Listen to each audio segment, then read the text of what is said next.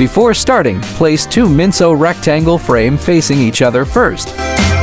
Step 1. Install this Minso backplate on the Minso rectangle frame.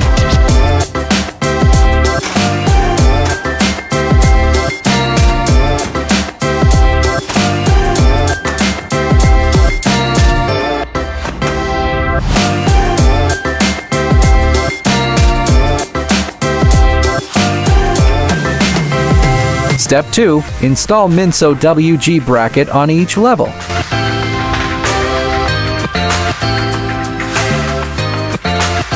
Step 3. Install Minso square bar on each level.